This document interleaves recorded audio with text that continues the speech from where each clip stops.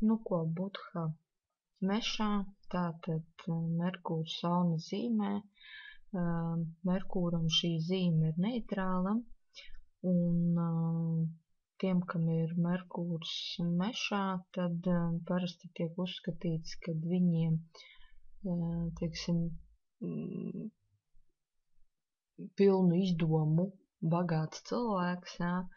Viņš ļoti ātri domā, viņam ir ļoti ātra valoda, un tiek uzskatīts, ka šie cilvēki pēc dabas ir ļoti nemierīgi, un,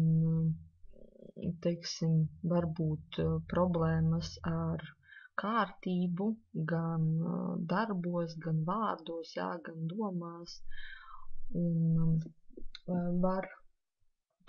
patikt kaut kādas azartspēles arī, vai vienkārši kaut kādas, teiksim, es teiktu pat visas spēles, jā, visi darbi, kur tā kā ir nepieciešams šis azarts, jā, tā kā cilvēks ļoti piesaista. Tāpat arī šiem cilvēkiem var būt tieksme uz melošanu, un lielākā daļa arī klasisko tekstu, ja skatās tieši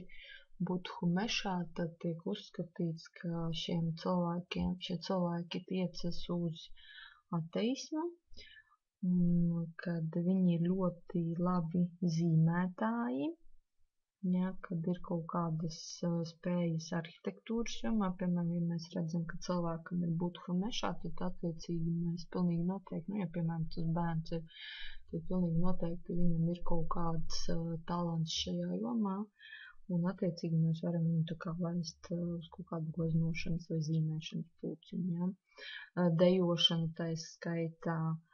un dažāda veida literatūra, kas tā kā patīk, aizrautīgi lasa, ja, tāpēc, kad ļoti ātri lasa, ļoti ātri apgūst, tā kā to es varētu teikt par Budhu mešā.